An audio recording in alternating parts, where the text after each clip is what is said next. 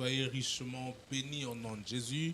Toi qui es déjà connecté dans notre chaîne de télévision Sanctuaire TV, toi qui es à Paris, en Amérique, partout où on se retrouver, soyez bénis au nom de Jésus.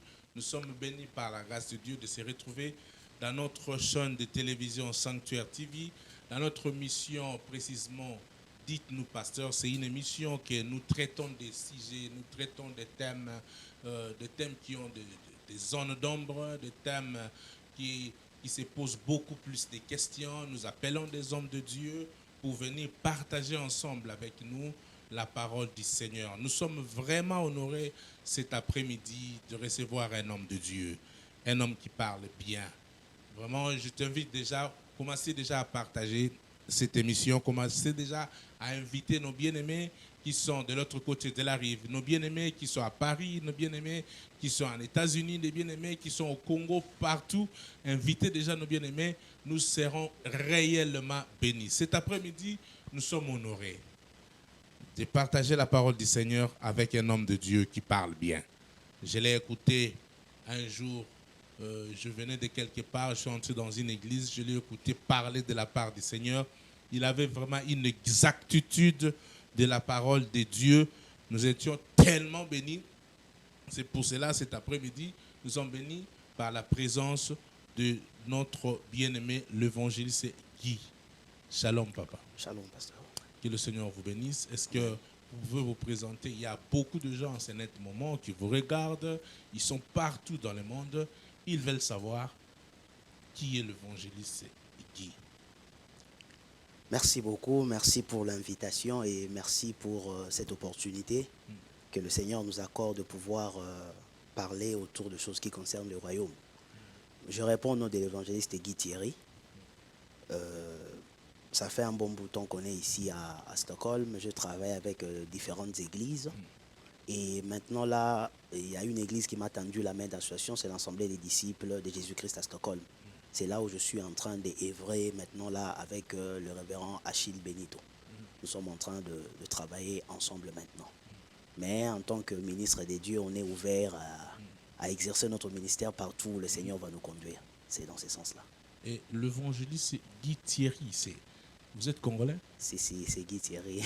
C'est juste mon prénom. Mais les noms de famille, je viens de la famille Ngué. Ok. Ouais. Donc Guy Thierry Ngué. Guy Thierry Ngué. C'est ça vraiment le nom de la famille. Merci beaucoup, que le Seigneur vous bénisse. Soyez déjà là, commencez à partager notre mission, commencez à partager ce bon moment que nous allons passer avec l'évangéliste Guy Thierry Ngué. Ouais. Que le Seigneur vous bénisse. Amen. L'entrée en jeu déjà, pourquoi vous êtes toujours évangéliste? Pourquoi vous avez choisi d'être évangéliste? Bon, c'est pas que j'ai choisi de l'être d'abord pour commencer, mais c'est par rapport à l'appel. On l'en est évangéliste, c'est par rapport à l'appel. Et les pères qui t'ont vu œuvrer, ils se sont dit, non, toi tu as le caractère d'un évangéliste. Et au fur et à mesure, on sent aussi cet appel en soi et on comprend qu'on est appelé à cela. Être toujours évangéliste, je ne sais pas si on doit évoluer pour être à un moment évangéliste et puis grimper les échelons, ça je ne sais pas. Ok, non, parce que donc c'est l'entrée en jeu déjà par rapport à cette question. Aujourd'hui, nous allons partager sur le 5 ministères. Amen. Vous savez, dans notre mission, dites-nous pasteur, il y a des thèmes, il y a des sujets, il se pose beaucoup de questions, il y a beaucoup de gens il y a des zones d'ombre. Il y a des gens qui se posent des questions, tout ça, par-ci, par-là. Il y a des questions qui se même pas à l'église. Mais dans cette émission, nous prenons des gens, des sujets, nous les mettons à la table pour partager à la lumière de la parole du Seigneur, pour éclairer le peuple de Dieu par rapport à ce que les gens se posent des questions. Il y a des zones d'ombre. C'est pour cela, aujourd'hui, nous voulons parler sur le 5 ministères. Quel est le rôle, première question, quel est le rôle de 5 ministères de la parole à l'église corps de Christ? Merci beaucoup, merci pour la question, révérend. C'est un sujet très important et c'est très vaste, c'est vraiment complexe.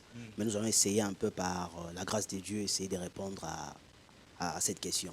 Le rôle de 5 ministères, nous n'allons pas puiser ça par notre intelligence, mais nous allons lire autour de la parole, permettez-moi de lire. Nous allons rapidement dans le livre de Éphésiens. Nous allons dans Éphésiens. Éphésiens chapitre 4. Pour comprendre un peu le rôle de ce 5 ministères. Éphésiens chapitre 4. Je pars à partir du 11e verset. Éphésiens 4, 11, je descends jusqu'à 13 ou 14. Par l'évangéliste, il y a des gens qui nous posent des questions ici, les sons, le volume. Veuillez nous faire un feedback. Il y a certaines personnes qui nous écrivent les sons, le volume. Veuillez nous faire un feedback. S'il n'y a pas les sons ou bien les volumes, on peut toujours augmenter à travers notre réalisateur. Il peut toujours augmenter un peu le volume à travers son mixeur parce qu'il y a des gens qui nous posent des questions ici. Les sons. Oui, je disais Éphésiens chapitre 4, je pars à partir du 10e verset et je descends. C'est lui qui est descendu, c'est le même qui est monté au-dessus de tous les cieux, afin de remplir toutes choses. Verset 11. Il a donné les uns comme apôtres, les autres comme prophètes, les autres comme évangélistes, les autres comme pasteurs et docteurs. Maintenant, le rôle du ministère en soi, pour les perfectionnements des saints, ça, c'est la première des choses. Que ce soit tous les 5 ministères, ils ont pour rôle le perfectionnement des saints. La deuxième des choses, c'est l'édification du corps du Christ. C'est très important. Tous les ministères ont pour rôle l'édification du corps du Christ. La Bible dit encore, verset 13, jusqu'à ce que nous soyons tous parvenus à l'unité de la foi. Il y a un troisième rôle dans le ministère, c'est l'unité de la foi. La connaissance du Fils de Dieu. Ça, ce sont les rôles du ministère. Pour, la Bible continue, à l'état d'homme fait à la mesure stature parfaite de Christ, afin que nous ne soyons plus des enfants flottants. C'est-à-dire, il y a la maturité spirituelle. Le rôle de ces 5 ministères, c'est pour amener l'enfant des dieux à l'unité de la foi, à la maturité spirituelle et à la stabilité spirituelle. Donc, la Bible parle du perfectionnement des saints, de l'édification du corps du Christ. La Bible parle de la maturité spirituelle, une certaine stabilité spirituelle. C'est en grosso modo les rôles de tous les 5 ministères sans distinction. Mais comment devenir à cette maturité-là? C'est au travers. La Bible dit, pour le premier chrétien, la Bible dit, ils étaient tous assidus au temple par l'enseignement des apôtres. Vous savez, aujourd'hui, le drame, c'est quoi? Nous donnons plus de l'espace à des prières qui ne sont pas une mauvaise chose, mais nous oublions une chose qui est essentielle, c'est l'enseignement. Les gens sont assis, ce n'est pas par des prières. Ils sont assis d'abord, c'est par l'enseignement. Nous devons donner une place prépondérante dans l'œuvre de Dieu, surtout ce qui concerne l'enseignement. Donc, les 5 ministres, donc, ils doivent enseigner l'Église à une maturité ou bien il y a une particularité de choses par rapport à ça? D'abord, nous appelons ça le ministère de la parole. Voilà. On ne peut pas être ministre de Dieu si on ne peut pas enseigner la parole de Dieu. Voilà. C'est quasiment impossible. Mais dans ces 5 ministères, il y a des ministères qui sont un peu plus spécifiques, qui vont un peu plus dans la profondeur de l'enseignement, qui ont reçu cette grâce-là de pouvoir encore plonger dans les Écritures. Mais tout ministre de Dieu est un enseignant de la parole. Il est appelé à enseigner par essence déjà. Éphésiens chapitre 4, verset 11, nous explique déjà que tout ministre est un ministre de la parole. Voilà. Pouvons-nous avoir tous les 5 ministères dans une même église? Parce que vous venez de parler, c'est le rôle par rapport à l'église corps de Christ. Pouvons-nous avoir tous les 5 ministères dans une église? Comment ils vont œuvrer dans une église locale? S'ils sont tous 5 dans une église locale, comment ils vont œuvrer? Si Dieu fait grâce, ce n'est pas une obligation. Si Dieu fait grâce, que vous êtes dans une assemblée où vous vous retrouvez, vous avez tous les 5 ministères réunis, gloire au Seigneur. Mais ce n'est pas une chose qui est obligatoire, ça n'existe pas. Ce n'est pas obligatoire d'avoir tous les 5 ministères réunis au sein d'une même assemblée locale. Mais si Dieu vous fait grâce d'avoir tous les 5 ministères, tant mieux, gloire à Dieu. Gloire à Dieu. Donc on peut avoir 5 ministres dans une même église.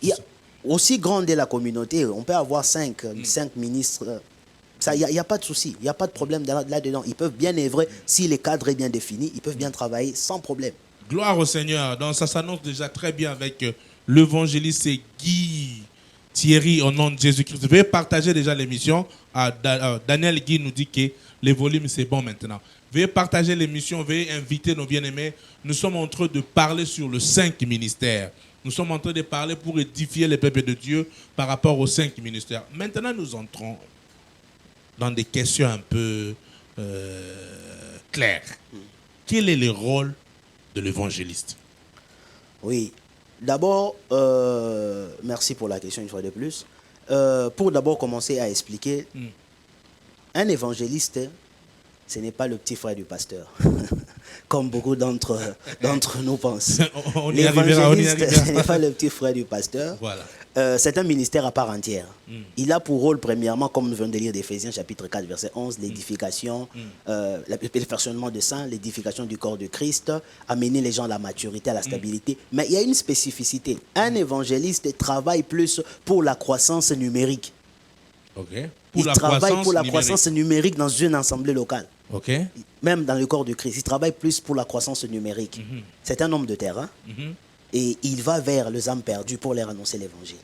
C'est ça, en grosso modo, le rôle d'un évangéliste. L'évangéliste, ce n'est pas quelqu'un qu'on lui envoie. Allez-y faire des campagnes d'évangélisation, amenez-nous des âmes. Mais c'est ça la croissance numérique. Parce que lorsqu'on gagne des âmes, on les amène à l'église. Nous travaillons pour la croissance numérique.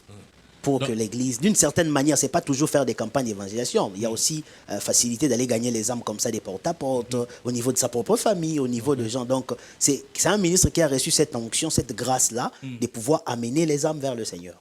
Le rôle de pasteur. Le rôle d'un pasteur, bon, nous parlons, quand on parle du pasteur, nous devons comprendre ce que nous dit le psaume chapitre 23, où le patriarche David est en train d'expliquer le rôle d'un pasteur. Il prend Dieu comme étant un pasteur et ici, dans lui-même était d'abord berger, parce que le mot pasteur veut dire berger. Voilà. Un pasteur, c'est un berger. Et le berger tel qu'il est là, parce que si je dois mettre mettre des verbes sur les ministères, je ferai ça un peu court. L'évangéliste proclame. Le pasteur garde, c'est un berger. Il garde. L'évangéliste proclame. Le pasteur garde. L'apôtre établit. Le docteur instruit. Et les prophètes conduit. Okay. Nous mettons chaque verbe dans chaque ministère. Okay. Pour expliquer ces choses un peu plus clairement.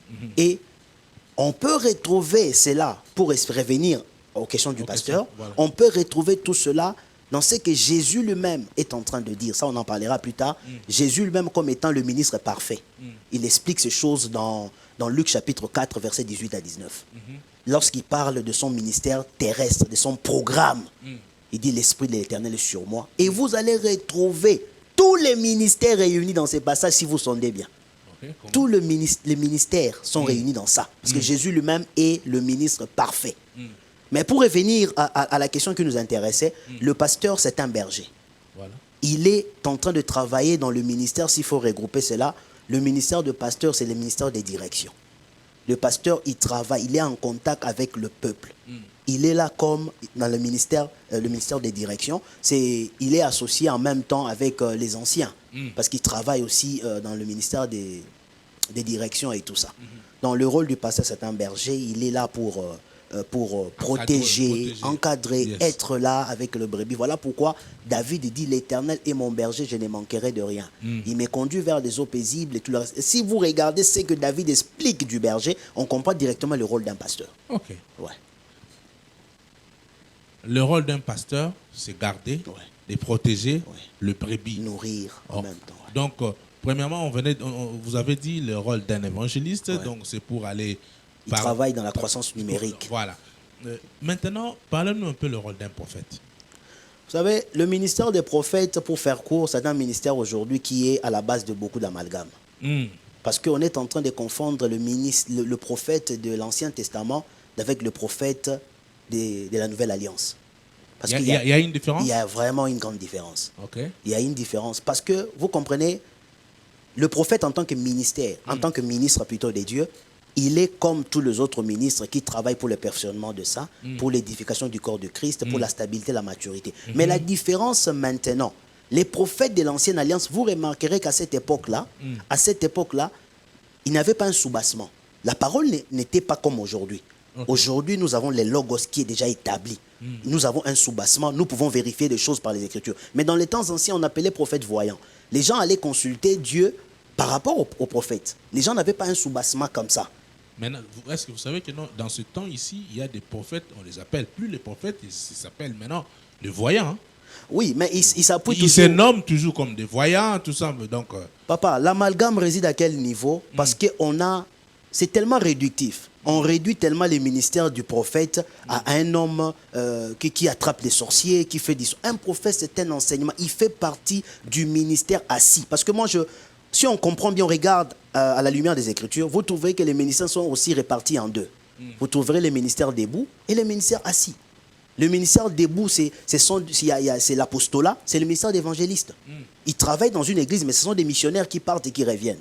C'est le ministère debout. Et les ministères assis pour l'édification, vous avez le pasteur, vous avez les docteurs et vous avez les prophètes. Un prophète, c'est un enseignant d'abord de la parole. Un prophète de la Nouvelle Alliance, voilà. C'est un enseignant de la parole. Il a une spécificité, il a une vision permanente, certes, mais c'est un enseignant de la parole. Il sonde vraiment les Écritures, il enseigne la parole. Un prophète, ce n'est pas que non, c'est pas tellement ça. Et ce qui se passe maintenant, on a des prophètes, ils prophétisent, ils voient des gens même dans des hôtels, ils voient des gens même nus, ils voient des gens même là. Donc, tout cet embroglio-là, ils sont des prophètes ou bien ils sont des voyants ou bien ils ont les dons de la prophétie ou bien comment ça embrouille un peu les gens, ces ministères de la prophétie. Il y a un problème de populisme, surtout en ce qui nous concerne. Les gens veulent apporter des messages juste pour faire plaisir à un groupe de gens. Et vu la situation, surtout pour nous les Africains, la situation que nous traversons, et les gens profitent de cela pour essayer un peu de rançonner les gens. Mais en réalité, un prophète, je vais dire une chose. Pour reconnaître un prophète d'abord, on le reconnaît par des signes. Un prophète, c'est un homme des signes. Deuxièmement, un prophète, on le reconnaît par l'accomplissement de ses prédictions. Okay. Lorsqu'un prophète vous dit, moi je vois des gens qui t'attendent, Dieu m'a dit, il se tient devant la foule, Dieu m'a dit que c'est rouge et on vérifie c'est vert. Non.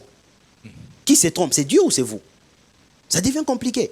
Donc un prophète, je disais premièrement, c'est un homme des signes. Deuxièmement, on reconnaît un prophète par l'accomplissement de ses prédictions. Mais la troisième chose, c'est la nature de la spiritualité de son enseignement.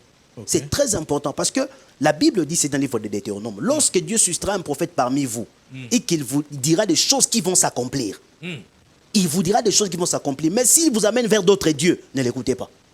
Okay. Rejetez certains faux prophètes. Parce que les gens se limitent seulement au niveau de croire que cet homme m'a dit des choses qui sont accomplies. Mais non, les voyants aussi, les devins aussi, ils les font. Vous comprenez? Mais le problème, le troisième élément pour un prophète qui est très important, c'est la nature et la spiritualité de son enseignement.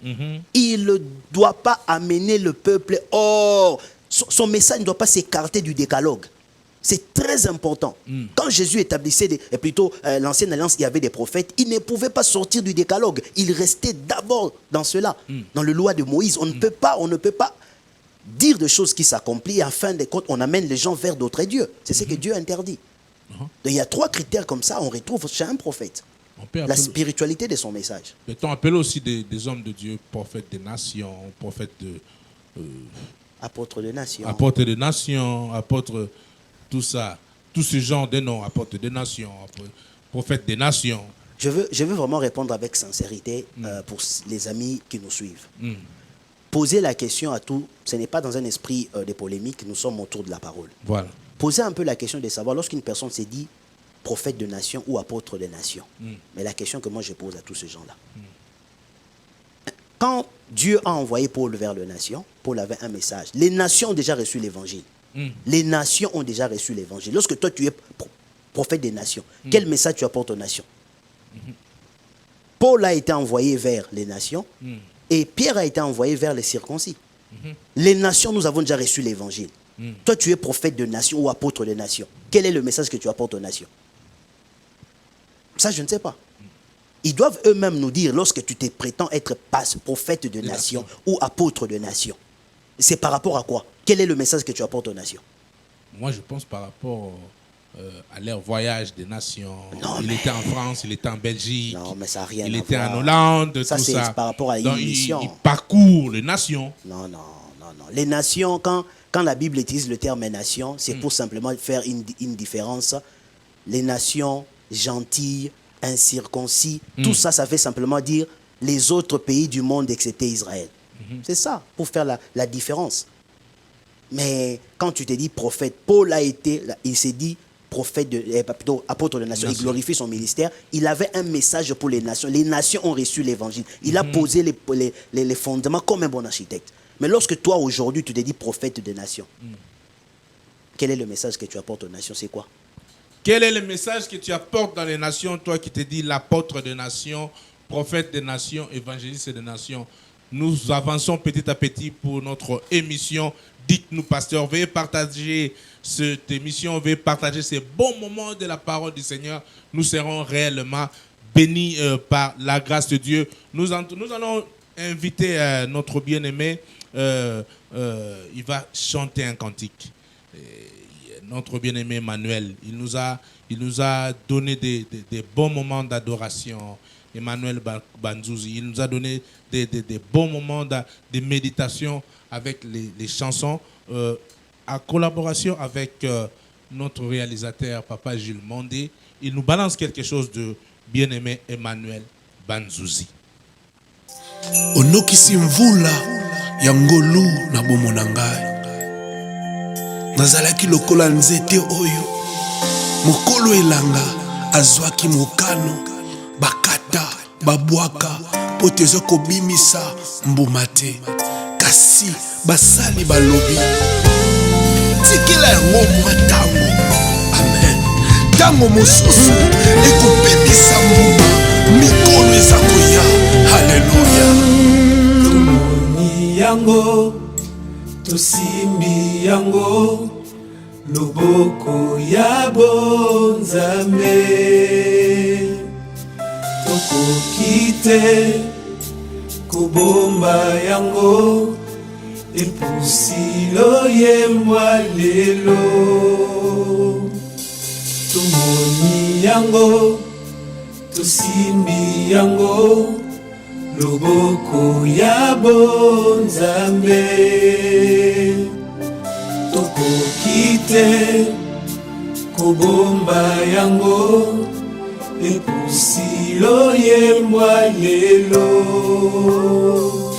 ofangoli lola onokisi mvula tobiki na bolingo bwayo mabeleka oka enokeli mvula ipesi mileya lelo ofangoli lola onokisi mvula tobiki na bolingo bwayo mabeleka oka enokeli mvula ipesi mileya lelo molu na yo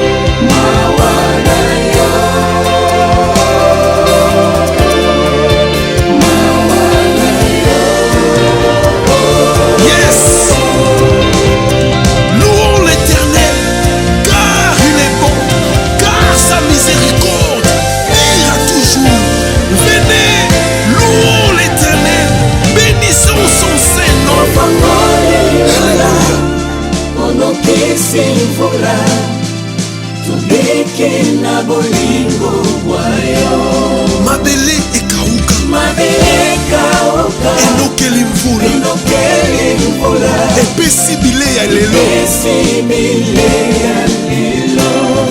ofongoli lola onokisi mvula haleluya mabele ekauka tala enokeli mvula epesi bile ya lelo ngolu na yo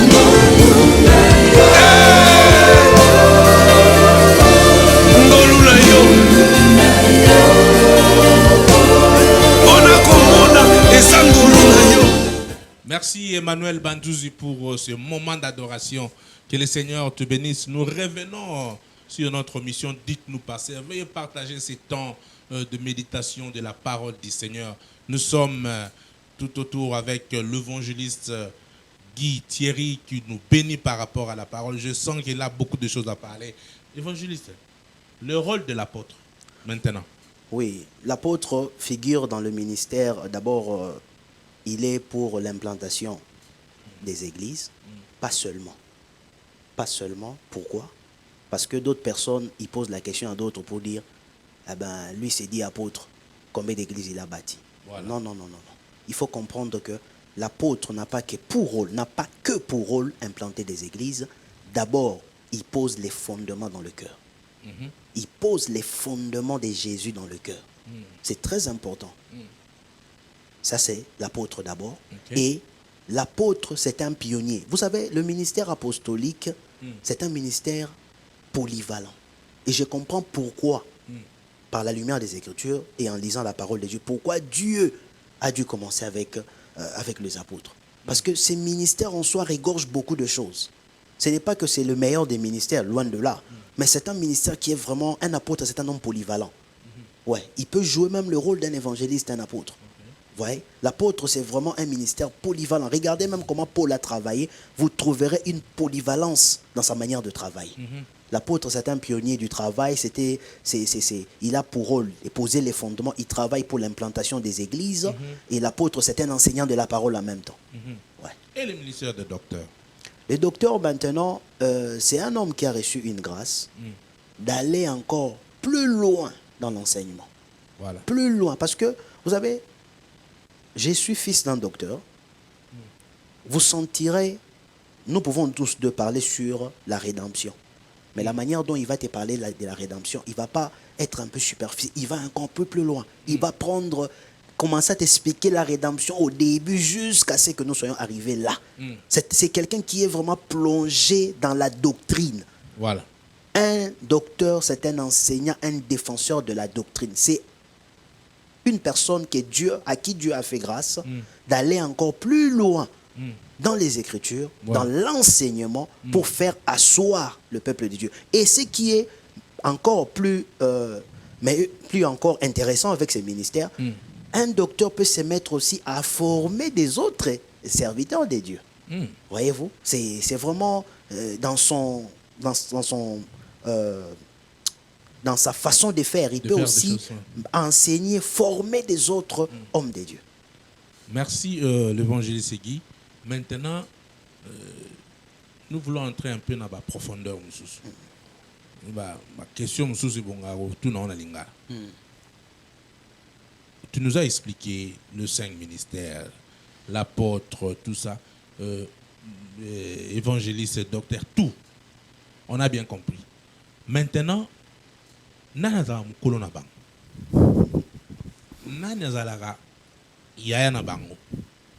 celui qui commande, quel est le ministère qui commande? Hein? Ok. Apôtre, apôtre avant, non, Azaraye a tindi un évangéliste. Nitio batindio, aux un évangéliste. Ok, ote, pasteur a récupéré ma perbi. Quand il récupéré ma perbi, prophète a sakoli, docteur a enseigné, apôtre a bâtir, donc, Nani, qui est le plus grand de tous les ministères? J'aimerais vraiment, merci pour cette question. C'est une question à laquelle je m'attendais vraiment. Et merci que Dieu a fait grâce que nous puissions en parler.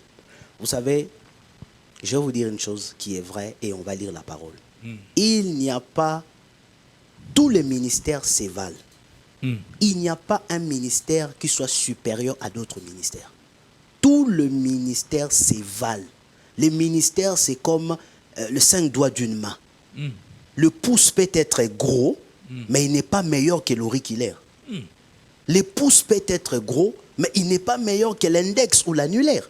Chacun est en train d'accomplir un rôle en soi. Donc il n'y a pas un ministère qui soit super métaphysique. Non. Tous les ministères s'évalent. C'est le fruit de la grâce débordante de Jésus.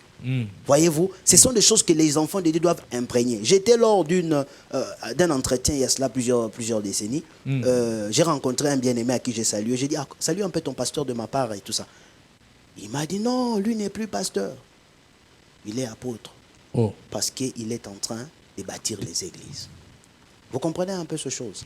Donc, vous comprenez qu'il n'y a pas un ministère qui soit supérieur. On cesse d'être évangéliste parce qu'on a atteint un certain niveau. On cesse d'être pasteur parce que non. Tout le ministère s'évale. C'est d'ailleurs, je disais au début, je disais aussi, c'est le fruit de la grâce de Dieu. Voilà pourquoi j'aime ce que Jésus dit par la bouche de l'apôtre Paul dans Éphésiens chapitre 4, au verset 11. Ça, c'est très intéressant, retenez ça. Il dit, il a donné les uns comme. J'aime bien le terme comme. Le cola. Il a donné les uns comme apôtres, comme docteurs. Donc, ces passages-là sous-entendent qu'il y a un qui est parfait dans tous. Eux, ils sont comme. Mais si vous lisez Hébreux chapitre 3, Jésus, au premier verset jusqu'à 3, il se présente comme le vrai apôtre. Hébreux chapitre 3, verset 1 à 3. Jésus lui-même se présente comme étant un apôtre. Apôtre, ça veut dire quoi? Ça veut dire apo, qui veut dire deux, postolos, qui veut dire envoyé. Voyez-vous, Jésus lui-même se présente comme étant le premier apôtre envoyé de Dieu. Donc, tous les ministères s'évalent, c'est Jésus seul qui est le ministre par excellence. Il regorge en lui tous les 5 ministères selon Luc chapitre 4, verset 18 à 19. Il dit, l'Esprit de l'Éternel est sur moi, Imawa, pour proclamer. Il se présente comme un évangéliste. Ouvrir les yeux des aveugles. Il se présente comme un enseignant. Il se présente dans, si vous décortiquez ce passage de Luc chapitre 4 verset 18 à 19, là où Jésus présente son ministère terrestre, en lui, nous trouvons tous les 5 ministères. Mais les autres, il les a donnés comme docteurs, comme apôtres. Mais le ministre parfait, c'est Jésus. Ils sont en train de faire la continuité simplement du ministère de Christ. Donc, ils ne sont que le fruit de la grâce. Il n'y a pas un ministère qui soit supérieur, comme les gens pensent que... Vous savez, le problème d'aujourd'hui, les gens pensent que l'apostolat est meilleur que tous les autres. Il y a un amalgame dans la parole. Je peux vous lire ça? Non. Lis la parole. On peut lire pour comprendre. Franchement, lis la parole. On va comprendre d'où est venu ce problème ici. Il y a un problème ici dans 1 Corinthiens. D'où est venu cet amalgame, surtout dans le milieu de nos frères. Vous allez voir 1 Corinthiens. 1 Corinthiens chapitre 12. Je prends seulement le verset 18. Vous aussi lisez à la parole, ouvrez vos Bibles, puis à la théo, 1 Corinthiens 12. L'évangéliste nous a donné un verset qui n'est pas dans la Bible. 1 Corinthiens chapitre 12, verset 28. Voilà. 1 Corinthiens 12, verset 28. Voilà. Et Dieu a établi dans l'Église, premièrement, des apôtres, secondement, des prophètes, troisièmement, des docteurs, ensuite ceux qui ont le don des miracles, puis ainsi de suite. L'évangile, c'est ce qui fait que les apôtres, ils croient que bango bazaba mikolo ya bato. C'est là où je veux expliquer une chose très importante. On t'écoute. Je ne prends pas... je ne me fais pas passer pour le connaisseur de toutes ces choses, mais j'aimerais quand même, par la lumière des Écritures, que nous expliquions une vérité. Ici, il ne s'agit pas d'une certaine primauté ou d'une certaine, je ne sais pas, d'autres, pour dire que l'apôtre a une primauté sur l'évangéliste et une primauté sur les autres. Non, ce n'est pas ça. Ici, il s'agit d'un ordre chronologique. C'est-à-dire, c'est d'abord, on a commencé, quand l'Église a commencé, c'était d'abord les apôtres. Il dit ici, écoute, Dieu a établi dans l'Église, premièrement des apôtres. Il ne dit pas que les apôtres sont, ils ont une primauté sur les autres. Rien à voir. Ici, on parle d'un ordre chronologique, on ne parle pas de la prééminence ou de la primauté. Ça n'a rien à voir. C'est la mauvaise interprétation. Ici, il le dit, et Dieu a établi dans l'Église, premièrement, c'est l'ordre chronologique des apôtres, secondement des prophètes, troisièmement des docteurs, ensuite, et ainsi de suite. Donc cela ne veut pas dire que les apôtres sont meilleurs, ils ont une primauté sur les autres ministères. Ça n'a rien à voir. C'est ce passage qui est à l'origine de beaucoup de choses. Vous voyez, les gens commencent à grimper des échelons. C'est à cause de ces choses. Mais c'est pas non, mais je leur dis qu'un apôtre nous dise le contraire. Si vous avez aussi des questions, écrivez-nous inbox. L'évangéliste Guy va vous répondre même en privé. Je vais vous donner son numéro de téléphone. Il va vous expliquer en long et large en privé. Donc nous sommes là pour décortiquer les 5 ministères. Donc vous venez dire que tous les ministères se valent, c'est comme les 5 doigts d'une main. Okay. Le pouce n'est pas meilleur que l'annulaire. Chacun fait son rôle et accomplit son travail. D'ailleurs, on est grand, c'est par rapport à qui? C'est par rapport à Dieu. Souvenez-vous, les disciples de Jésus, un jour, ils sont tombés dans le panneau. Ils ont dit, maître, qui est le plus grand d'entre nous? Quelle était la réponse du maître? Le Seigneur a dit, le plus grand. Dans le monde, on vous tyrannise. C'est écarte, ôte-toi de là que je m'y installe. Les gens veulent monter sur les hommes. Mais pour le royaume, dans les principes du royaume, celui qui veut être le plus grand doit être l'esclave des autres, les serviteurs. Voilà pourquoi Jésus lui-même, dont la condition était celle des dieux, il ne s'est pas regardé pour une proie arrachée semblable. Il s'est humilié lui-même. C'est profond. Hein? C'est être serviteur pour être grand. On ne peut pas prétendre être grand, c'est par rapport... Il y a un problème de titromanie. Nous souffrons un problème de titres. Soyons simplement des serviteurs. Les problèmes de titromanie. Il y a un élan de titromanie. Soyons simplement des simples servants. Et c'est lui qui t'a envoyé, c'est celui qui va te couronner. Si tu as bien accompli ta mission, point barre. Mais si on vous appelle, un homme du mot, il t'appelle, salut frère Guy, au Silicato... Pierre appelle d'abord Paul, frère. Il dit notre bien-aimé dans 2 Pierre, il dit notre bien-aimé frère Paul a écrit des choses très difficiles dont les âmes mal affermies tordent les sens des Écritures. Parce qu'il y a des pasteurs, il y a des apôtres, il y a des docteurs, et ils veulent qu'on les rappelle. Docteur Gilles, docteur Guy, docteur l'apôtre Benoît, tous. Donc, mais s'ils les font juste par une manie des titres, ça c'est leur affaire. Nous sommes tous frères. Jésus de même lui dit, je n'ai pas honte de vous appeler mes frères. Donc, tous les ministères... C'est Val. Ouais. Papa Gilles, donne-nous un cantique de la sœur Iguette avant que nous puissions encore continuer. Nous sommes là. Évangéliste Guy s'appelle Sangazoloba bien, Azoloba bien. Donne-nous encore un cantique de la sœur Iguette et puis on avance petit à petit.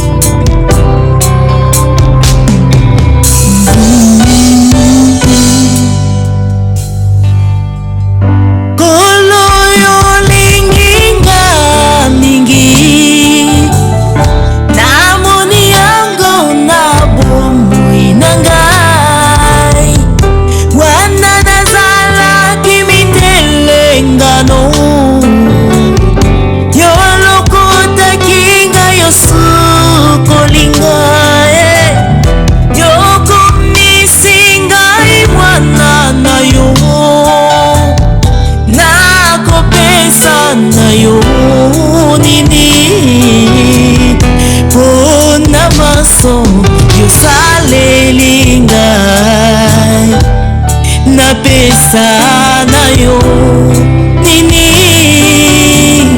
pona maso yo salelinga na pesa yo nini kolo yo linginga mingi na moni yango na bongo inanga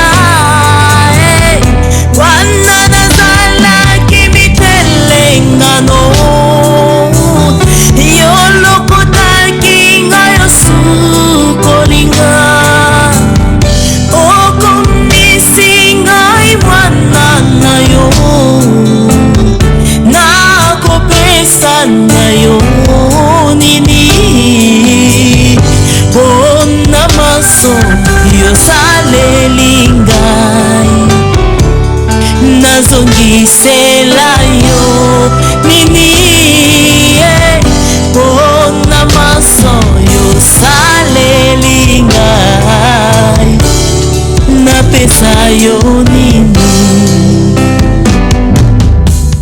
reçu la sœur Iguette Carlson avec ses beaux moments d'adoration avec notre frère Benoît Music. Que le Seigneur vous bénisse. Nous sommes là, nous sommes en train de partager sur les 5 ministères dans l'église, les 5 ministères de la parole. Nous sommes à côté de notre invité, l'évangéliste Guy Thierry, qui nous a fait l'honneur d'être parmi nous dans l'émission Dites-nous Pasteur, précisément dans notre chaîne de télévision Sanctuaire TV. Nous avançons petit à petit vers la fin de notre mission. Maintenant, pouvons-nous quitter d'un autre ministère à un autre?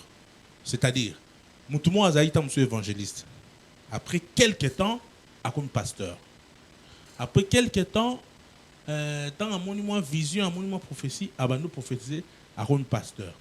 Quelque temps, moi, mon enseignement, il devient docteur. Pour terminer, il devient l'apôtre. Parce que pouvons-nous, le Seigneur peut aussi permettre des échelons pareils, hein, de l'évangéliste à pasteur, tout ça. Et puis depuis qu'on a évangéliste. Merci beaucoup, merci Révérend pour la question. Vous savez, les ministères ne sont pas graduels. Ce ne sont pas des échelons, ce ne sont pas des grades que les gens prennent. Vous savez, lorsque Dieu appelle quelqu'un au ministère, l'appel au ministère est clair. Dieu t'appelle et l'appel au ministère est clair et distinct. Moi, je trouve, ça m'engage moi, lorsqu'une personne est en train de tergiverser, de changer des ministères comme ça, il n'est pas sûr de son appel. Voilà. Il doit connaître ce à quoi il est appelé. C'est très important parce que ce n'est pas parce que les gens généralement ils font quoi? Ils commencent d'abord à être évangélistes, c'est comme le ministère le plus petit et tout ça, or très compliqué pour commencer. La personne devient d'abord évangéliste et après lorsqu'il dirige une église, il devient pasteur. Et après, lorsqu'il implante une autre assemblée, il devient apôtre. Et lorsqu'il écrit un livre, il devient docteur. Et lorsqu'il va prier pour les malades, 10 sont guéris, alors il devient prophète et tout le reste. Ça, c'est vraiment des amalgames terribles. Et c'est méchant lorsqu'il y a des hommes de Dieu qui peuvent inculquer des telles hérésies dans la tête des enfants de Dieu. C'est méchant, c'est vraiment une méchanceté volontaire. Vous savez, les ministères ne sont pas des grades. Si Dieu t'a appelé pasteur, reste pasteur. Mais par la lumière des Écritures, vous voyez quelqu'un comme Paul, Dieu l'a utilisé comme évangéliste, il l'a utilisé aussi comme docteur. Voyez-vous, parce que l'apostolat, c'est aussi un ministère d'enseignement, ils vont plus dans la profondeur des Écritures. Donc, Dieu peut t'utiliser comme prophète, comme n'importe quoi, mais tu as un ministère que Dieu t'a appelé, selon ton appel. Les ministères ne sont pas graduels. Tu ne peux pas aujourd'hui être évangéliste et demain devenir pasteur. Sur base de quoi? Dieu s'était-il trompé? Non. À moins que la personne, peut-être, j'ai connu un cas d'un homme dont son pasteur était apôtre, il ne voulait pas établir un autre apôtre.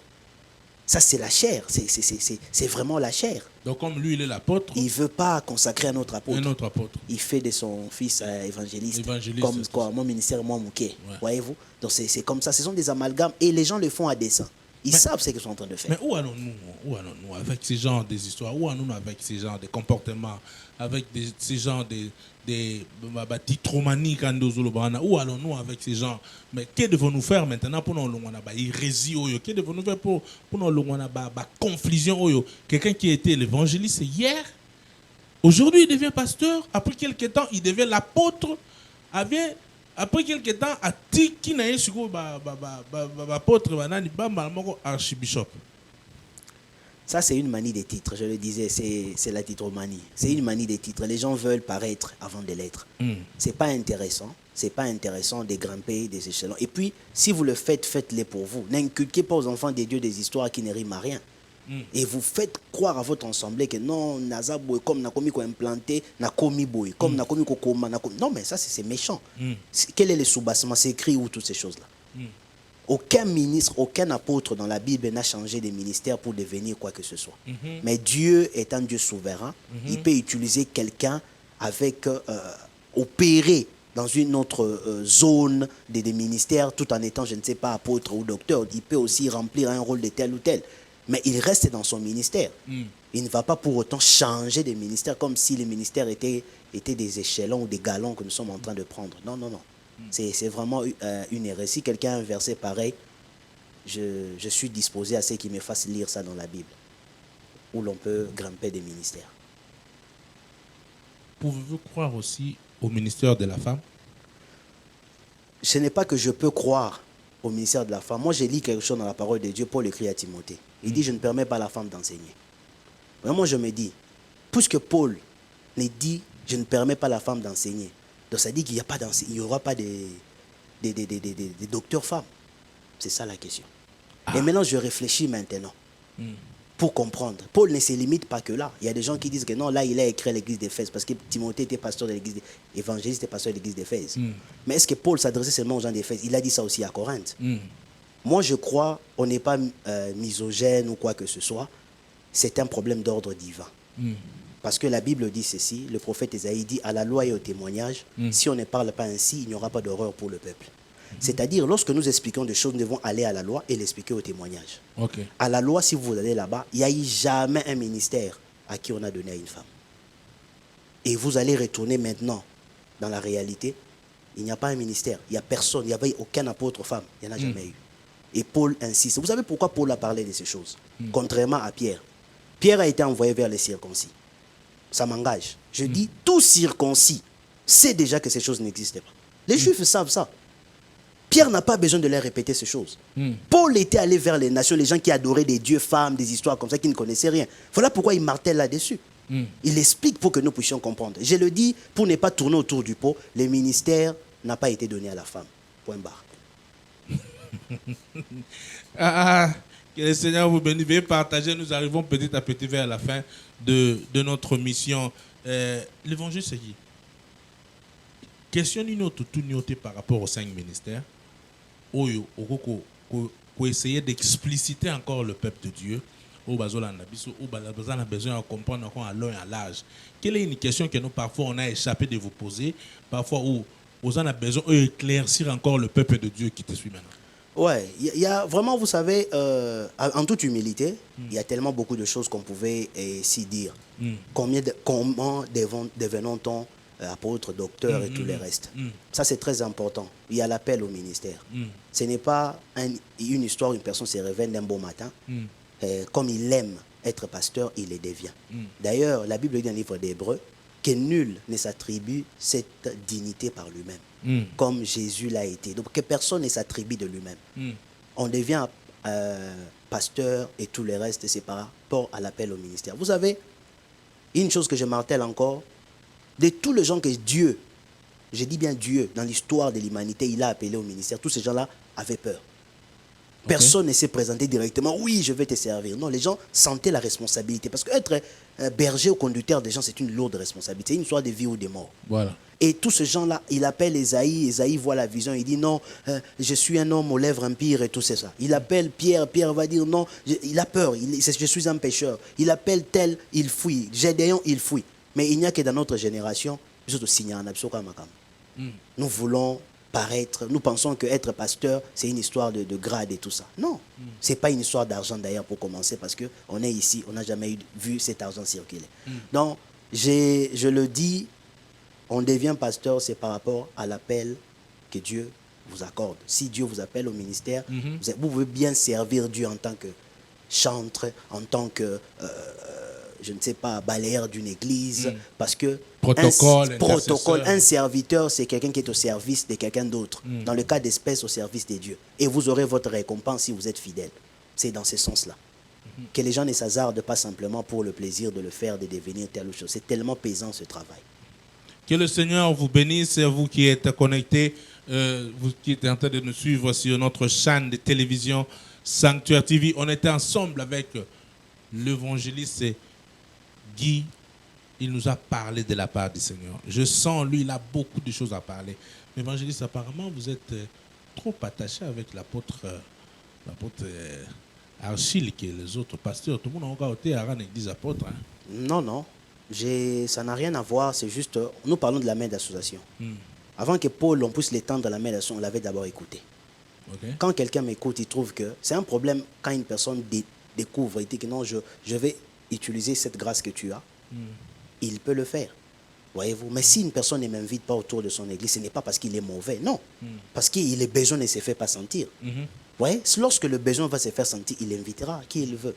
Je ne suis pas vraiment attaché avec l'apôtre, mais c'est quelqu'un avec qui nous partageons autour de la parole et sa façon de faire m'a toujours plu. Parce que tous les événements, aux gens ont atteint l'événement. Non, mais je travaille aussi avec l'Assemblée Les Rochers, avec les révérends Doudou. J'ai travaillé aussi avec l'Assemblée vivante chrétienne auprès de l'apôtre Willy Kabassé. Voilà. J'ai prêché aussi chez le pasteur John. Ok. Ouais. Donc ça n'a rien à voir. Donc j'avais un programme, un jour je devais prêcher chez l'évangile Stani, mais ça n'avait pas marché. J'étais allé au Congo. Voyez-vous, donc c'est pas que j'ai un problème personnel. Non, si un homme de Dieu t'étend la main d'association, papa, on n'est pas lié à quelqu'un. Si un homme de Dieu t'étend la main, vous m'invitez à venir prêcher, je viens. Vous m'invitez ici, je viens. Donc si vous trouvez que vous avez un besoin de ce qu'il y a en moi, tant mieux. Mais si vous ne m'invitez pas, c'est pas parce que vous êtes mauvais. Non. C'est parce qu'il n'y a pas un besoin qui s'est fait sentir. Amen. Nous sommes arrivés vers la fin de notre mission. Dites-nous, pasteur, on était bénis par la présence d'un homme de Dieu. L'évangéliste Guy Thierry, il parle bien. Vraiment, il parle bien. Il a souffler trompette. Pour un moment où tout ça, on a besoin de souffler trompette pour l'Ibotankolo. Et nous bénissons les seigneurs, nous bénissons tous ceux qui étaient connectés. Pour finir dans notre émission, Papa Gilles Balancé Bissot, un cantique qui a adoration pour arriver à notre fin de notre mission.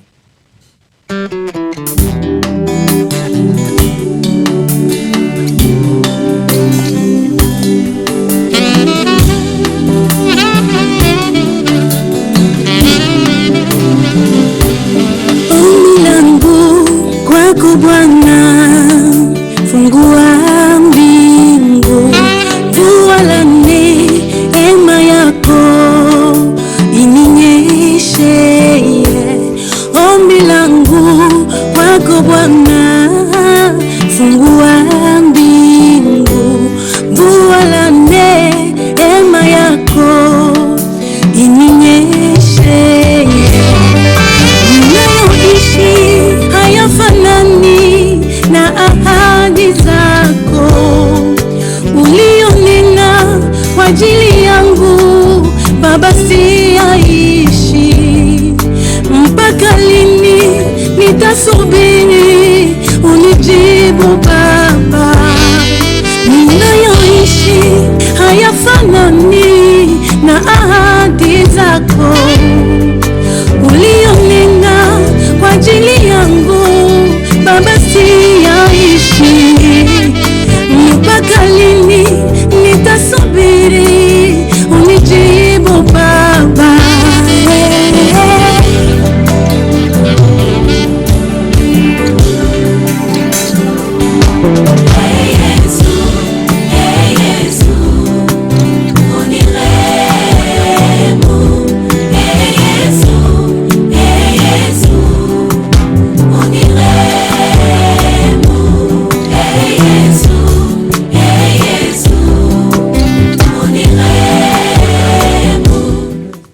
Merci Maman Abigail pour cette belle mélodie. Nous bénissons tous les bien-aimés qui étaient connectés. Évangéliste Guy, nous arrivons vers la fin de notre mission. Vous êtes venus dans notre chaîne de télévision, Sanctuaire TV. Pouvez-nous parler une minute sur le sanctuaire, par rapport au sanctuaire? Sanctuaire comme étant émission? Non, pas comme étant émission, dans la parole. Il y aura tellement beaucoup de choses à évoquer là-dessus pour parler d'un sanctuaire. Nous allons voir d'abord l'image d'un endroit où les gens venaient se recueillir, un endroit saint et tout ça. Nous allons aller, j'aime bien plus aller dans le sens de parler d'un endroit où les gens viennent à la rencontre des dieux. Voyez-vous, j'aimerais dire dans ce sens-là. Mais s'il faut parler de ce travail que vous êtes en train de bâtir, voilà. Moi je dis que Dieu vous bénisse, parce qu'il y a des choses que les gens ont peur de parler, voilà. Que nous retrouvons ici, où les gens parlent librement. Pour ma part, j'étais libre, personne ne m'a enchaîné, j'ai parlé vraiment librement et les choses que j'ai dit, ça m'engage personnellement. Ça, c'est quelque chose que j'ai beaucoup aimé. J'ai beaucoup aimé cette liberté-là de parler autour de la parole. Et pour ajouter encore une autre chose, vraiment, je ne pourrais que dire que continuez dans cet élan-là. Mettez-nous à l'aise, que nous puissions parler autour de la parole librement, pas pour se faire prévaloir, mais pour qu'il y ait un échange. Un échange plutôt autour de la parole. La Bible dit d'ailleurs, Paul le dit clairement, il faut qu'il y ait des controverses parmi vous, afin que ceux qui sont dignes d'approbation soient approuvés. Et lorsque nous parlons de choses, quand quelqu'un trouve qu'il peut toujours apporter. C'est ce que nous vivons dans ce cadre magnifique qui nous a réussi ici, avec le révérend Chinyama. C'est vraiment que Dieu vous bénisse pour ce travail. Et je suis vraiment flatté. Que le Seigneur vous bénisse. S'il y a maintenant des gens qui veulent vous contacter, ou bien ils étaient bénis par rapport à votre intervention, quelque part là où vous prêchez. Oui, je laisse d'abord mon numéro par rapport à ce que je viens de partager avec vous. Donc, si quelqu'un a une question ou il aimerait vraiment que nous puissions parler de vive voix, mon numéro, ce n'est pas un secret, il peut toujours l'avoir. Et contacter la direction de l'émission, vraiment mon numéro, appelez-moi et on peut toujours parler. Mais je disais au début, je suis en train de travailler dans l'Assemblée des disciples de Jésus-Christ à Stockholm. C'est en ville, Lutmartgatan Octifira, 84. C'est là où nous nous réunissons pour travailler.